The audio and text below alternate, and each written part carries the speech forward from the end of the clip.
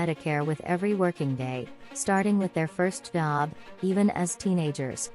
Medicare is more than a government program. It's the rock-solid guarantee that Americans have counted on to be there for them when they retire. For decades, I've listened to my Republican friends claim that the only way to be serious about preserving Medicare is to cut benefits, including by making it a voucher program worth less and less every year. Some have threatened our economy unless I agree to benefit cuts. Only in Washington can people claim that they are saving something by destroying it. The budget I am releasing this week will make the Medicare Trust Fund solvent beyond 2050 without cutting a penny in benefits. In fact, we can get better value, making sure Americans receive better care for the money they pay into Medicare. The two biggest health reform bills since the creation of Medicare, both of which will save Medicare hundreds of billions over the decades to come, were signed by President Barack Obama and me. The Affordable Care Act embraced smart reforms to make our health care system more efficient while improving Medicare coverage for seniors. The Inflation Reduction Act ended the absurd ban on Medicare negotiating lower drug prices, required drug companies to pay rebates to Medicare if they increase prices faster than inflation, and capped seniors' total prescription drug costs, saving seniors up to thousands of dollars a year. These negotiations, combined with the law's rebates for excessive price hikes, will reduce the deficit by $159 billion. We have seen a significant slowdown in the growth of health care spending since the Affordable Care Act was passed. In the decade after the ACA, Medicare actually spent about $1 trillion less than the nonpartisan Congressional Budget Office projected before the ACA reforms were in place. In 2009, before the ACA, the Medicare trustees projected that Medicare's trust fund would be exhausted in 2017, their latest projection is 2028. But we should do better than that and extend Medicare's solvency beyond 2050. So first, let's expand on that progress. My budget will build on drug price reforms by strengthening Medicare's newly established negotiation power, allowing Medicare to negotiate prices for more drugs and bringing drugs into negotiation sooner after they launch. That's another $200 billion in deficit reduction. We will then take those savings and put them directly into the Medicare Trust Fund. Lowering drug prices while extending Medicare's solvency sure makes a lot more sense than cutting benefits.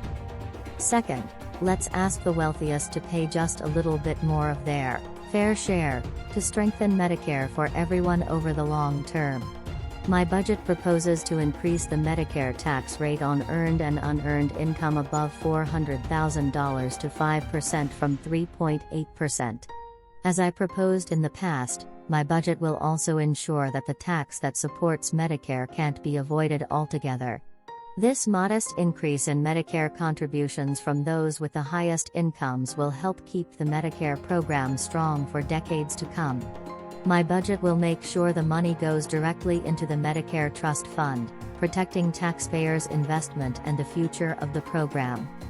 When Medicare was passed, the wealthiest 1% of Americans didn't have more than 5 times the wealth of the bottom 50% combined, and it only makes sense that some adjustments be made to reflect that reality today. Let's ask them to pay their fair share so that the millions of workers who helped them build that wealth can retire with dignity and the Medicare they paid into. Republican plans that protect billionaires from a penny more in taxes, but won't protect a retired firefighter's hard-earned Medicare benefits, are just detached from the reality that hard-working families live with every day. Add all that up, and my budget will extend the Medicare Trust Fund for more than another generation, an additional 25 years or more of solvency, beyond 2050. These are common-sense changes that I'm confident an overwhelming majority of Americans support.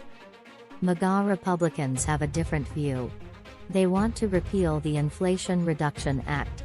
That means they want to take away the power we just gave to Medicare to negotiate for lower prescription drug prices. Get rid of the $35 per month cap for insulin we just got for people on Medicare. And remove the current $2,000 total annual cap for seniors. If the MAGA Republicans get their way, seniors will pay higher out-of-pocket costs on prescription drugs and insulin, the deficit will be bigger, and Medicare will be weaker. The only winner under their plan will be Big Pharma. That's not how we extend Medicare's life for another generation or grow the economy. This week, I'll show Americans my full budget vision to invest in America, lower costs, grow the economy and not raise taxes on anyone making under $400,000. I urge my Republican friends in Congress to do the same, and show the American people what they value. That's today's latest news. Don't forget to subscribe, like, and comment so that this channel can continue to exist. Thank you for listening to the end and I hope it's useful.